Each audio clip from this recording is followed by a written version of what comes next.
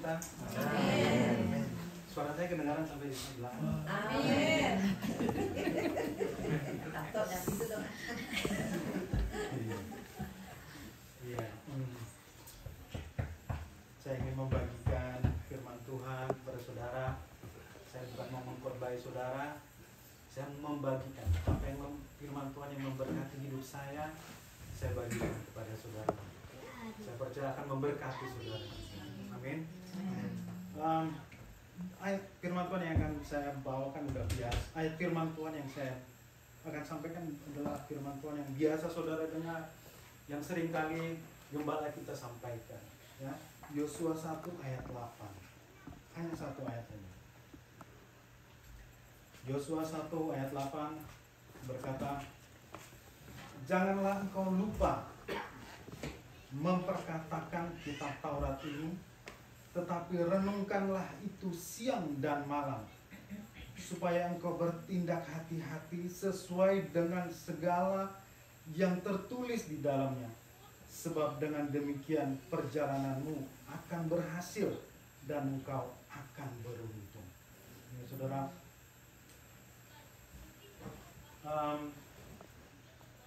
memasuki tahun 2025, saya berdoa, Tuhan, kemana saya di tahun ini? I need breakthrough, Tuhan. Tapi saya tidak tahu bikin apa. Firman Tuhan inilah yang timbul dalam hati saya gitu. Dan sepanjang tahun ini gembala kita banyak berbicara mengenai memperkatakan firman Tuhan, berpegang teguh kepada firman, tertanam di dalam firman Tuhan, seolah-olah meneguhkan gitu kepada saya bahwa firman Tuhan ini harus saya lakukan, gitu. Harus saya meditate. Ya. Sebenarnya udah lama-lama saya dengar untuk memperkatakan firman, tapi kendalanya adalah konsistensi. Ya. Kadang untuk berapa waktu bisa saya lakukan, akhirnya karena ada apa-apa akhirnya terlupakan. Jadi tidak ada konsistensi. Jadi tahun ini ya, kita sama-sama, ya, bukan cuma saya ya. Firman Tuhan di sini katakan, janganlah kau lupa memperkatakan Taurat ini, tapi renungkanlah itu siang dan malam, supaya engkau bertindak hati-hati sesuai dengan segala yang tertulis di dalam. Sebab dengan demikian perjalananmu akan berhasil dan engkau akan beruntung. Ya, tidak dikatakan supaya engkau bertindak hati-hati sesuai dengan segala yang tertulis di dalamnya, maka Tuhan memberkati. Tidak. Sebab dengan demikian perjalananmu akan berhasil dan engkau akan beruntung. Jadi di dalam firman Tuhan ada power. Dia memberikan power supaya saudara itu berhasil dan beruntung. Bukan Tuhan lagi yang memberikan saudara berhasil dan beruntung, tetapi firman Tuhan yang saudara renungkan siang dan malam, itulah yang membuat saudara berhasil. Tidak dikatakan bahwa ketika saudara merenungkan itu siang dan malam, maka Tuhan memberkati. Tidak. Tapi firman Tuhan itu ada power yang membuat saudara berhasil. Karena firman Tuhan itu firman yang hidup. Ya. Menggambarkan, ini saya ingin kita buka di dalam kisah Gideon. Ya. Saya renungkan ini, wah, so powerful. Ya. Hakim-Hakim 6 ayat 1, ya, kita baca sama-sama mengenai kisah ini. Ya. Hakim-Hakim 6 mulai ayat 1. Tetapi orang Israel melakukan apa yang jahat di mata Tuhan. Sebab itu Tuhan menyerahkan mereka ke dalam tangan orang Midian 7 tahun lamanya. Dan selama itu orang Midian berkuasa atas orang Israel. Karena takutnya kepada orang Midian itu, maka orang Israel membuat tempat-tempat perlindungan di pegunungan, yakni gua-gua dan kubu-kubu. Kalau di dalam bahasa Inggrisnya dikatakan di dalam lubang, dens, which are in the mountain and caves and stronghold. Jadi di dalam lubang, di gua, dan mereka buat kubu pertahanan. Ya. ayat 3, setiap kali orang Israel selesai menabur, datanglah orang Midian, orang Amalek, dan orang-orang dari sebelah timur, lalu maju mendatangi mereka. Berkemahlah orang-orang itu di daerah mereka dan memusnahkan hasil tanah itu sampai ke dekat Gaza, dan tidak meninggalkan bahan makanan apapun di Israel, juga domba, lembu, ataupun keledai pun tidak. Sebab orang-orang itu datang maju dengan ternaknya dan kemahnya, dan datangnya itu berbanyak-banyak seperti belalang. Orang-orangnya dan unta-untanya tidak terhitung banyaknya, sekalinya datang ke negeri itu untuk memusnahkannya. Sehingga orang Israel menjadi sangat melarat oleh perbuatan orang Midian itu.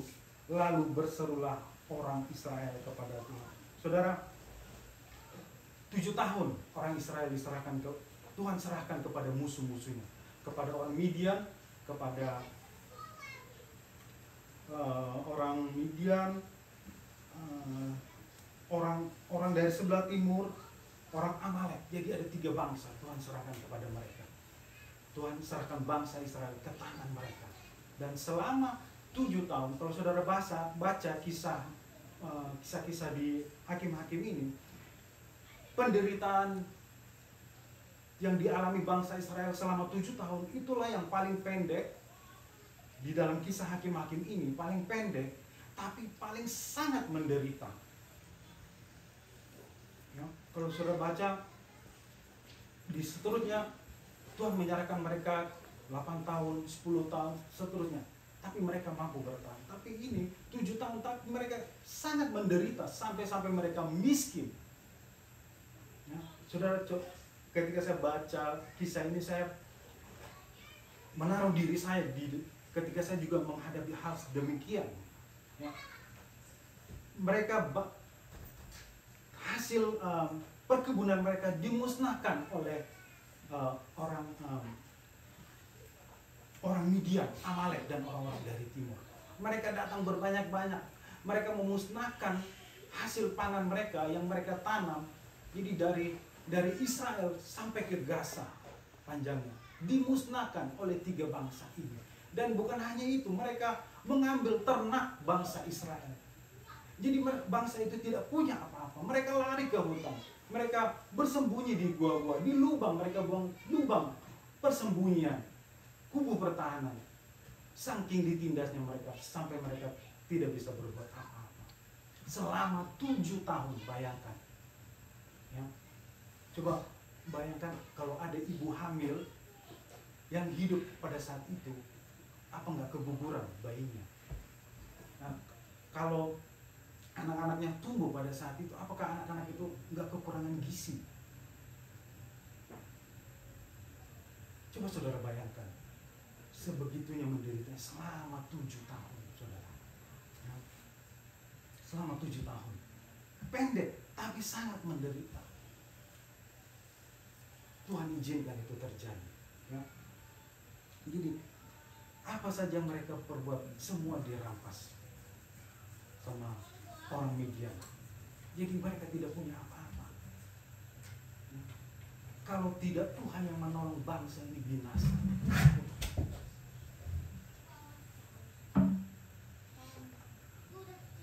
Ya, kalau Tuhan tidak tolong, binasa bangsa ini. Dan Yesus tidak datang ke dalam dunia ini. Karena Yesus harus datang melalui bangsa Israel, dia tidak bisa datang melalui bangsa Arab. Ya, begitu menderitanya mereka, sampai mereka berseru kepada Tuhan. Ya,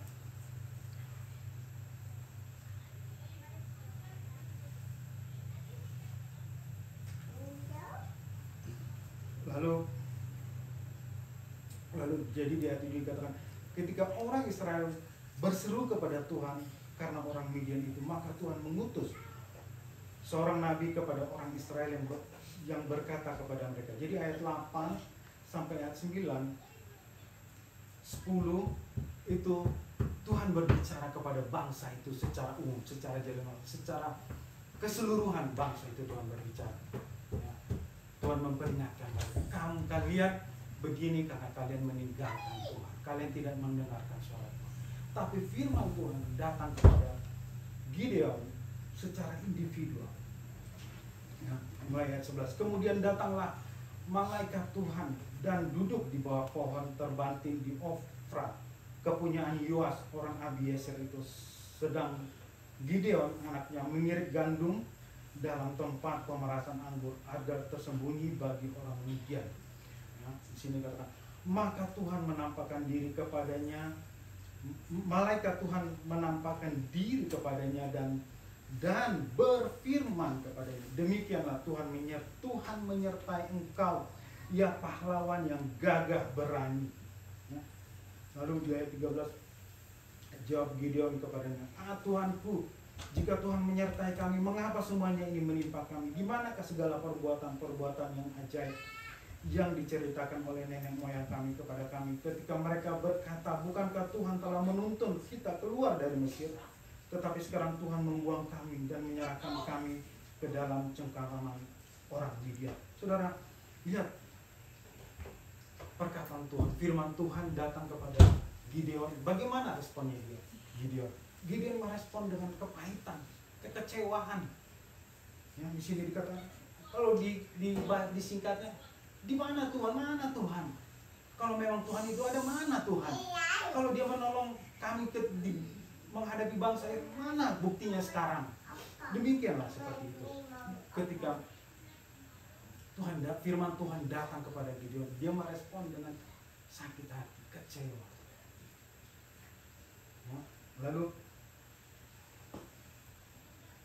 Lalu di ayat 14, lalu berpalinglah Tuhan kepadanya dan berfirman, pergilah dengan kekuatanmu ini dan selamatkanlah orang Israel dari cengkeraman orang Midian. Bukankah aku mengutus engkau? Lihat jawabannya, ya, ayat 15. Tetapi jawabnya kepadanya, Tuhanku, dengan apakah akan kuselamatkan orang Israel? Ketahuilah kaumku adalah yang paling kecil di antara suku Manasye, dan aku pun seorang yang paling muda di antara kaum keluargaku. Inilah mindset Gideon, ya, selama 7 tahun. Ya. Dia melihat dirinya kecil, dia melihat dirinya rendah. Tapi lihat apa perkataan Tuhan. Hal-hal yang positif yang Tuhan perkatakan, dia respon dengan hal-hal yang negatif. Ya. Ketika firman Tuhan itu datang kepada suatu tempat, pada suatu bangsa, pasti tempat itu bertolak belakang, atau kepada suatu orang pasti bertolak belakang antara firman Tuhan dengan apa yang firman Tuhan itu hadapi.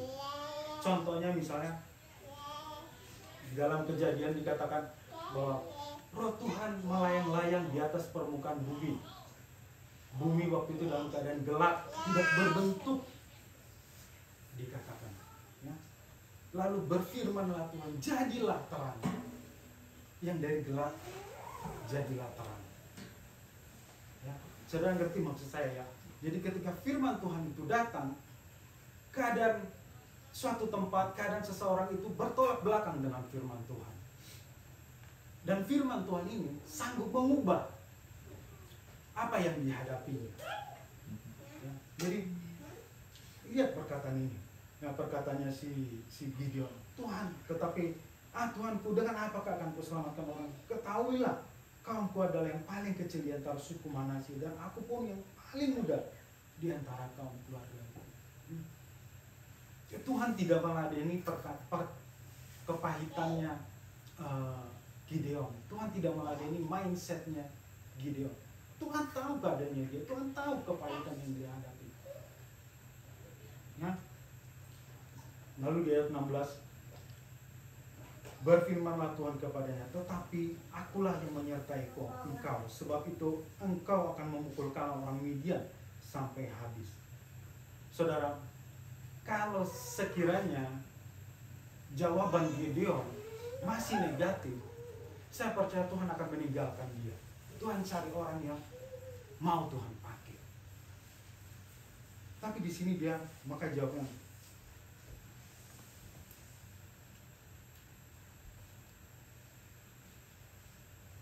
di ayat 17, maka jawabnya kepadanya, jika sekiranya aku mendapat kasih karunia di matamu, maka berikanlah kepadaku tanda bahwa engkau sendirilah yang berfirman kepadaku. Gideon merendahkan diri, dia buka hati kepada firman yang datang kepadanya. Sekiranya dia berkata yang negatif, sekiranya dia menolak firman yang datang kepadanya, Tuhan akan cari orang lain yang Tuhan bisa pakai untuk menyelamatkan bangsa Israel. Tapi karena dia merendahkan diri, membuka hati kepada firman Tuhan, maka dia jawab, sekiranya aku mendapat kasih karunia di matamu, maka berikanlah kepadaku tanda bahwa engkau sendirilah yang berfirman kepadaku. Jangan kiranya aku pergi dari sini sampai aku datang kepadamu, membawa persembahanku dan meletakkan di hadapanmu. Firman-Nya, aku akan tinggal sampai engkau kembali. Singkat cerita, Tuhan memakai Gideon. Tuhan memakai Gideon dengan 300 orang yang sudah diseleksi. 300 orang Tuhan pakai. Dan 300 orang ini pun sebenarnya mereka hanya mengejar raja orang Midian. Hanya mengejar raja orang Midian. Mereka membunuh dan memenggal kepalanya. Mereka sebenarnya tidak melakukan banyak.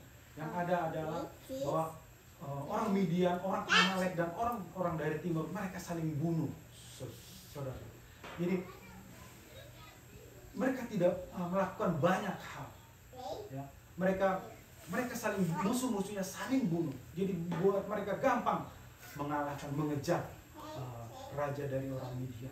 Mereka bunuh, mereka penggal. Ya. Lalu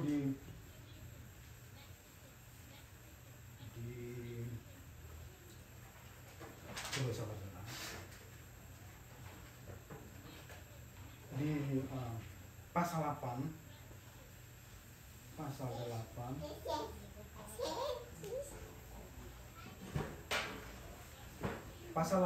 ayat 28. Pasal 8 ayat 28 berkata, demikianlah orang Midian tunduk kepada orang Israel dan tidak dapat menegakkan kepalanya lagi, maka amanlah negeri itu 40 tahun lamanya pada zaman Gideon. Saudara, 7 tahun penderitaan digantikan dengan kesejahteraan selama 40 tahun. Ya, kalau tidak firman Tuhan itu datang kepada Gideon, mereka tidak akan bisa menikmati 40 tahun kesejahteraan yang Tuhan anugerahkan kepada mereka. Mereka bisa menikmati 40 tahun kesejahteraan karena firman Tuhan yang datang kepada Gideon, yang mengubah hidup Gideon. Ya, jadi firman Tuhan sanggup mengubah hidup seseorang dan mengubah suatu bangsa.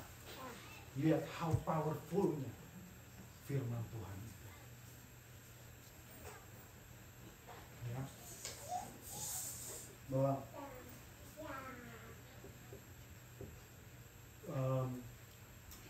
Bapak Gembala pernah menyampaikan bahwa ketika Tuhan memulihkan sesuatu, Tuhan tidak memulihkan seperti keadaan semula, tapi Tuhan memulihkan jauh lebih baik. Ya. Seperti kisah Naaman yang pernah Bapak Gembala sampaikan. Naaman, ya, dia orang yang sakit kusta. Ya. Ketika Tuhan sembuhkan, dikatakan kulitnya, tubuhnya seperti anak kecil, kulit anak kecil. Jadi saya nggak tahu umurnya berapa, tapi dia punya kulit anak kecil. Karena Tuhan pulihkan. Nah, Tuhan tidak memulihkan seperti keadaan semula, tapi Tuhan memulihkan jauh lebih dari keadaan semula. Nah, Ayub, begitu pun Ayub. Ya, walaupun ada harga yang dibayar Ayub, ya, tapi Tuhan memulihkan jauh dari keadaan semula. Ya. Bahkan saudara, ketika Daud berzina dengan Batseba,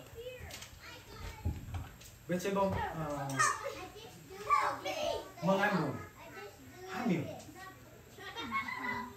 dan Tuhan marah apa yang Daud lakukan. Tuhan sangat marah, ya. Sampai Tuhan bilang anak yang akan kamu lahirkan akan mati. Ya. Daud berpuasa dia di hadapan Tuhan, memohon belas kasihan supaya anak ini jangan dibunuh, tapi tetap Tuhan bunuh karena dia melakukan kesalahan di mata Tuhan. Tapi ketika dia hamil lagi, Batseba, anak yang dia kandungnya adalah Salomo, orang yang paling berhikmat, orang yang paling diberkati di muka bumi. Saudara bayangkan betapa baiknya hati Tuhan, kecenderungan hati Tuhan itu jauh dari apa yang kita pikirkan, apa yang kita bayangkan. Ya. Keinginan Tuhan adalah ingin membuat kita jauh lebih baik. Nah, firman Tuhan katakan apa yang tidak pernah kita pikirkan, apa yang tidak pernah kita dengar, apa yang tidak pernah timbul dalam hati, itu yang Tuhan sediakan bagi orang yang percaya. Jadi ketika Tuhan memulihkan jauh lebih baik. 7 tahun Tuhan ganti dengan 7 tahun penderitaan yang sangat, Tuhan gantikan dengan 40 tahun. Bayangkan. Di masa itu saya percaya mereka bisa membangun hidup mereka, bisa mempunyai lagi keturunan, bisa merencanakan masa depan mereka. Karena firman Tuhan yang datang kepada Daniel. How powerful firman Tuhan, sanggup mengubah itu. Nah, dikatakan ini saudara, kita kembali ke Yosua 1.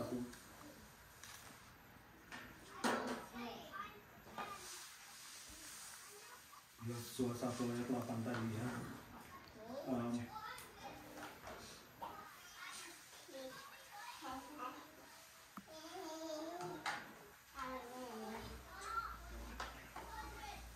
Yosua 1 ayat 8, janganlah engkau lupa memperkatakan kitab Taurat ini, tetapi renungkanlah itu siang dan malam, supaya engkau bertindak hati-hati sesuai dengan segala yang tertulis di dalamnya. Sebab dengan demikian perjalananmu akan berhasil dan engkau akan beruntung. Ya, saudara, apa yang saudara renungkan, apa yang saudara perkatakan, apa yang saudara meditate. Saya tidak tahu situasi masalah yang saudara hadapi, tetapi apa yang saudara perkatakan. Ya, ketika firman Tuhan datang kepada Gideon bilang, mana kalau memang Tuhan itu ada, kenapa kami begini? Ya, ketika Tuhan berkata, aku menyertai engkau. Dia bilang, akulah yang paling kecil, kaumku yang paling lemah.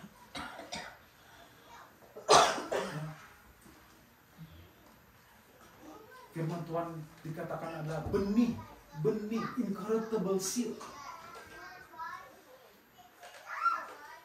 Kalau saudara merenungkan hal-hal yang membawa ketakutan yang akan tumbuh, berbuah dalam kehidupan saudara. Bila saudara merenungkan firman Tuhan yang tumbuh dalam kehidupan saudara.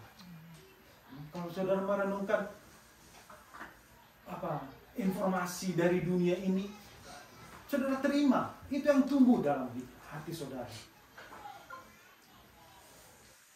Kalau saudara lebih banyak misalnya nonton TV, ya buka-buka, scrolling, apalah saudara punya media sosial, itu yang tumbuh. Nah, saudara, saya bukan mau mengajari, mau kondem saudara, saya juga belajar.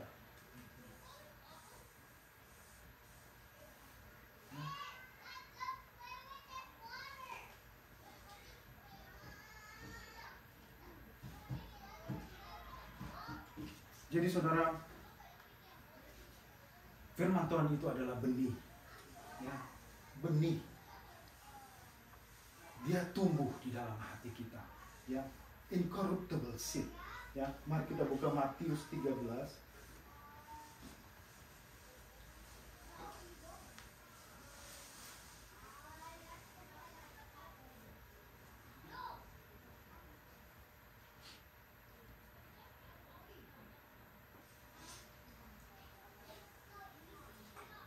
Matius 13 ayat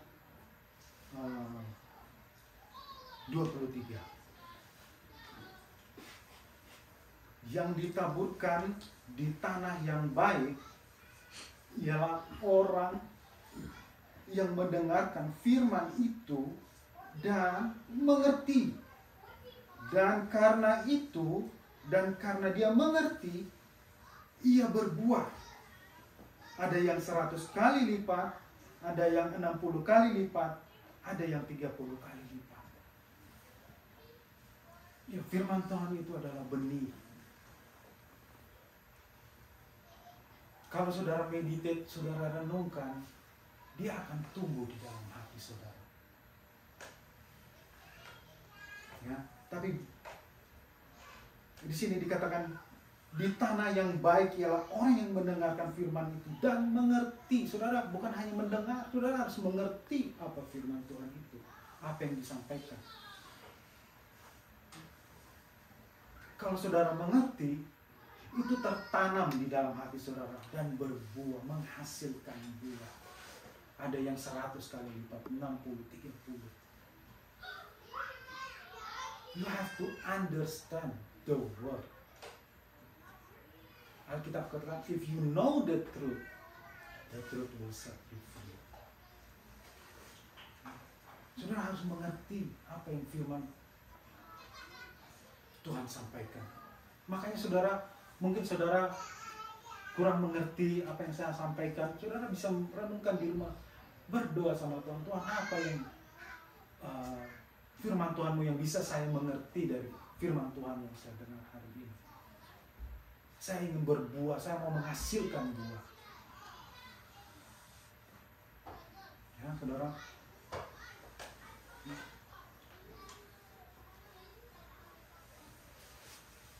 Bahkan Daud di dalam Mazmur 119, kita buka Mazmur 119.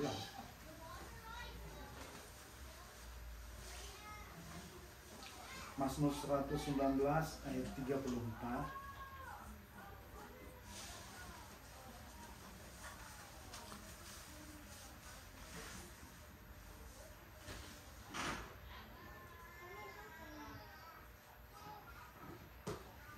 Mazmur 19 ayat 34. Buatlah aku mengerti, maka aku akan memegang Tauratmu.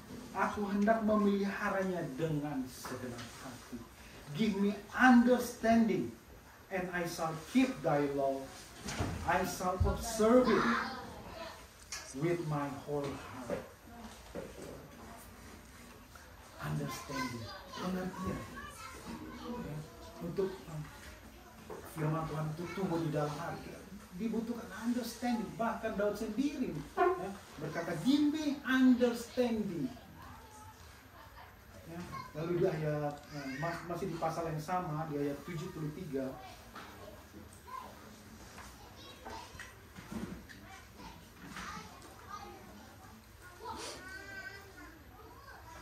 Mazmur 119 ayat 73.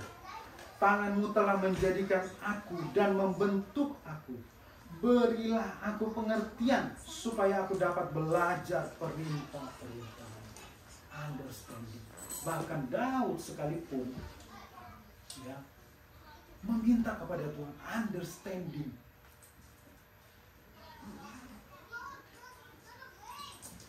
Apalagi kita butuh understanding untuk firman Tuhan itu tertanam berbuah dalam kehidupan. Kenapa understanding?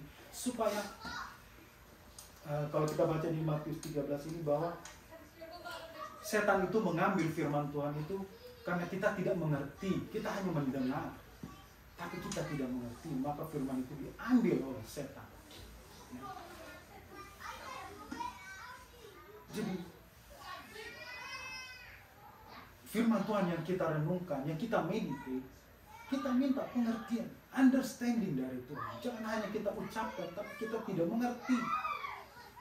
You have to understand, so it will grow, berakar di dalam hati saudara, dan menghasilkan buah.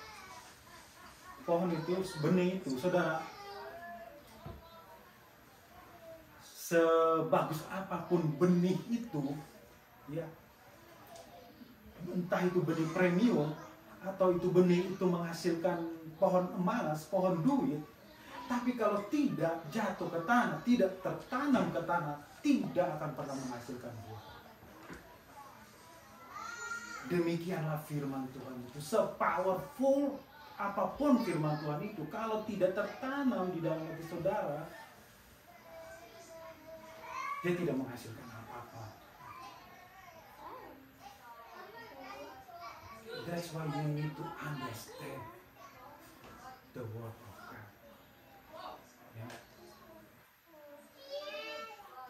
Tidak heran Daud bisa mengalahkan Goliat. Ya. Ketika dia menghadapi Goliat, semua bangsa Israel tidak ada yang berani satupun menghadapi Goliat. Semua hanya melihat. Mereka diolok-olok, mereka cuma diam. Ya. Tapi begitu Daud datang, begitu Daud mendengar olok-olokan dari Goliat, hatinya panas membara.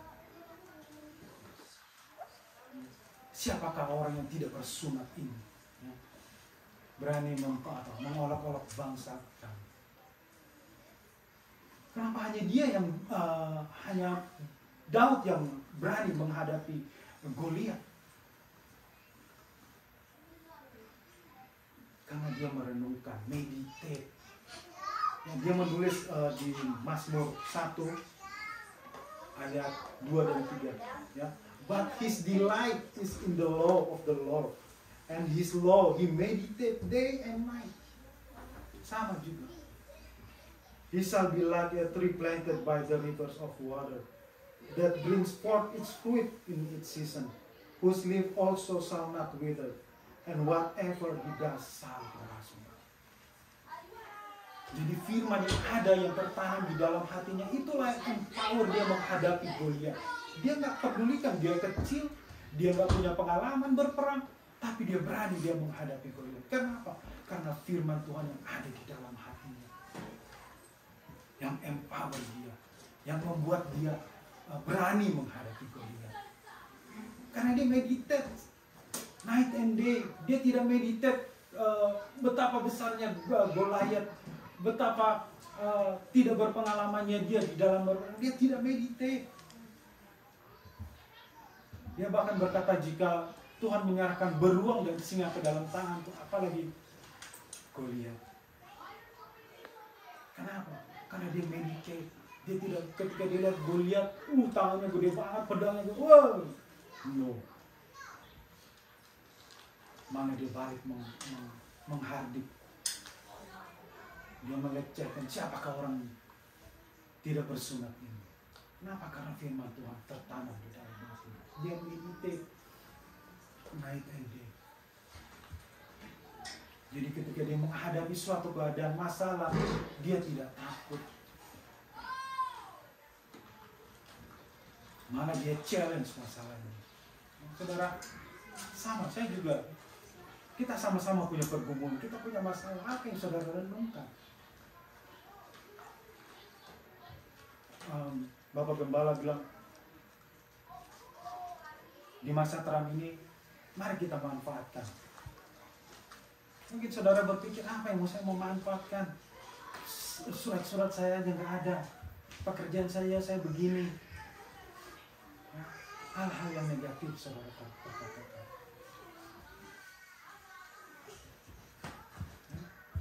Firman Tuhan yang sanggup mengubah. Firman Tuhan yang mengubah Gideon, seorang yang penakut, seorang yang minder, introvert, dia menjadi pemimpin. Selama Gideon hidup, mereka aman.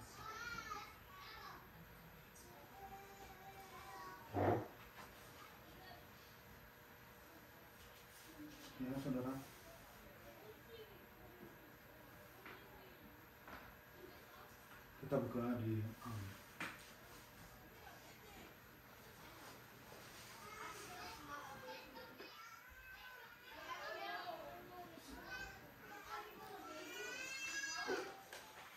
ya, Mazmur 19 ayat 7.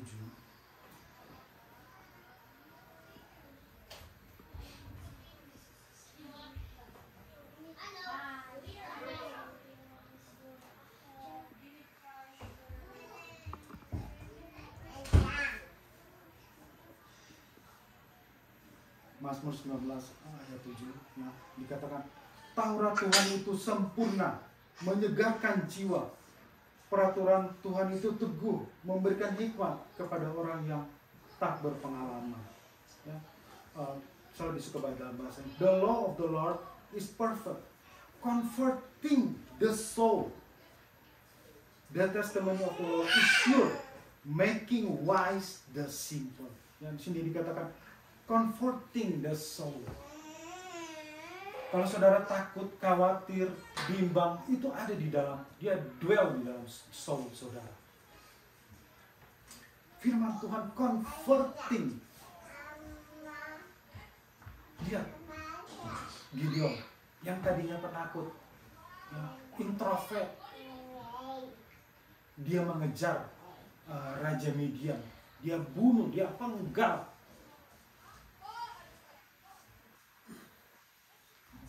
Karena firman Tuhan yang datang kepadanya. Ya. Saudara lihat betapa powerfulnya firman Tuhan. Ya. Comforting the soul. The testimony of the Lord is sure, making wise the simple. Making wise, membuat orang yang bodoh jadi pintar. Kalau saudara banyak kekurangan, banyak kelemahan, you have to meditate the word of God. Ya. Making wise the simple. Comforting soul. Kalau saudara takut, orang yang khawatiran, ya, it's in your soul. Firman Tuhan sanggup mengubah, converting your soul dari penakut, khawatir menjadi pemberani, percaya diri.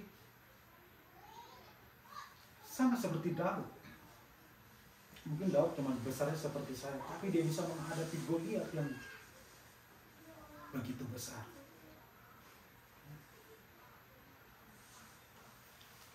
Daud sendiri katakan, the word of God comforting soul, making wise the simple. Saudara, what you been meditate? Apa yang saudara perkatakan di dalam hidup saudara? Apa yang saudara renungkan dalam hidup saudara? Apa yang saudara meditasi? Apakah firman Tuhan? Apakah hal-hal yang negatif? Itulah yang akan tumbuh dalam hati saudara. Dan itu yang akan empower saudara. Kalau saudara meditate yang negatif, hal yang negatif itu empower saudara untuk menjadi negatif. Kalau saudara merenungkan firman Tuhan, it's comforting, empower you to do positive. Daud buktinya, Gideon buktinya, dan kita, saudara dan saya akan membuktikan kalau saudara merenungkan, meditate. Saya bukan mengkhotbahin saudara, saya juga belajar.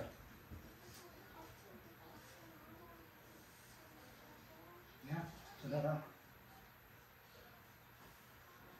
betapa powerfulnya firman Tuhan.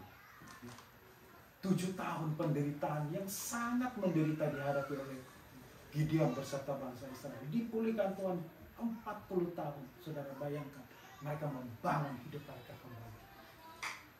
Kalau tidak firman Tuhan itu datang kepada Gideon, mereka tidak akan menikmati. Jadi saudara, meditate, renungkan firman Tuhan. Saya tidak tahu apa pergumulan saudara. Ya. 1 Yohanes 1 1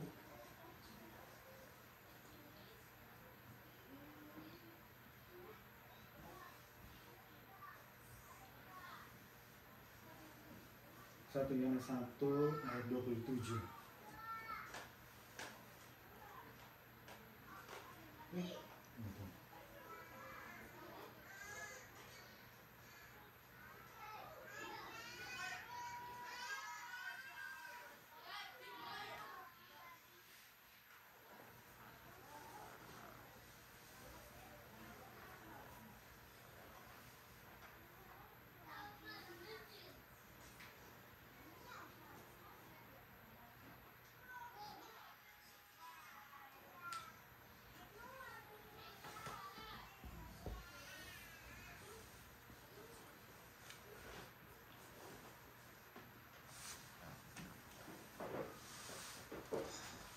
Ya, salah. 1 Yohanes 2 ayat 27, saudara. Di sini dikatakan, sebab di dalam diri kamu tetap ada pengurapan yang telah kamu terima daripadanya. Karena itu tidaklah perlu kamu diajar oleh orang lain. Tetapi sebagaimana pengurapannya mengajar kamu tentang segala sesuatu dan pengajarannya itu benar, tidak dusta, dan sebagaimana ia dahulu telah mengajar kamu, demikianlah hendaknya kamu tetap tinggal di dalam dia. Saudara, mungkin saudara berkata, saya tidak punya waktu untuk merenungkan firman Tuhan. Saya punya kesibukan, saya punya pekerjaan, saya urus anak, saya begini, saya begitu. Saudara, apa yang saudara tabur itu yang saudara tuai. Kalau saudara berkata seperti begitu, itulah yang akan saudara tuai. Tapi bila seperti Gideon membuka hati, dia merendahkan diri, ya, di hadapan Tuhan, Tuhan tolong dia, Tuhan pulihkan dia. Dia menuai apa yang dia tabur. Mungkin saudara berkata, oh saya tidak bisa merenungkan, karakter saya begini, saya begitu, saya begini, saya begitu. Nah, di sini dikatakan,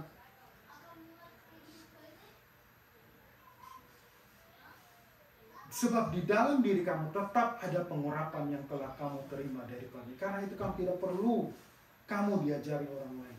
Saudara, ketika saudara lahir baru, Roh Kudus diam di dalam saudara. Dia menjadi penolong bagi saudara. Dia menjadi pengajar buat saudara. Dia memberitahukan apa yang menjadi kekurangan saudara. Dia menunjukkan kepada kita bagaimana firman Tuhan ini diaplikasikan di dalam kehidupan kita. Nah, bahasa Inggrisnya lebih bagus. But the anointing which ye have received of him abide in you, and you need not that any man teach you, but as the same anointing teacheth you of all things, and is truth, is no lie, even as it hath taught you, you shall abide in him. Saudara punya penolong. Kalau saudara tidak tahu merenungkan firman Tuhan, tidak tahu meditasi firman Tuhan, Roh Kudus akan menolong saudara. Cuma saudara harus membuka hati, saudara harus merendahkan diri, mau diajak. Dan saudara, kalau saudara bilang, oh saya tidak ada waktu, saya tidak ada waktu, Tuhan melihat hati saudara. Kalau saudara punya kerinduan, Roh Kudus akan menolong saudara. Dia akan ajari saudara bagaimana mengatur waktu, bagaimana merenungkan, bagaimana segala sesuatu bisa saudara lakukan menurut kehendak Tuhan. Saudara, jadi betapa powerfulnya firman Tuhan itu. Sanggup mengubah. Firman Tuhan itu dia tidak mengubah eksternal dulu, dia mengubah internal dulu, baru dia keluar. Kalau dia mengubah eksternal, tapi dia tidak mengubah internal, saudara akan fail. Oleh sebab itu firman Tuhan itu, Alkitab katakan untuk meditate, memperkatakan apa? Untuk mengubah cara berpikir kita. Sebagaimana ketika firman Tuhan itu datang kepada Gideon, ya, coba kita lihat.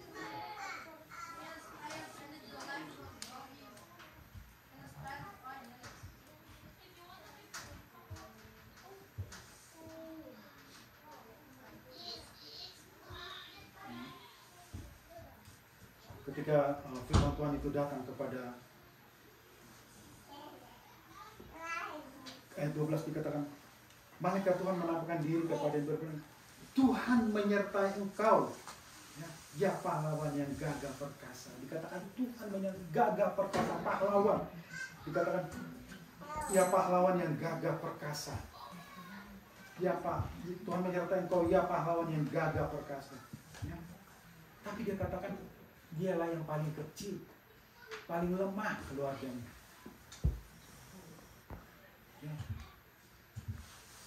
Firman Tuhan datang untuk mengubah mindset dari Gideon. Sebelum Tuhan pakai dia mengalahkan orang Midian.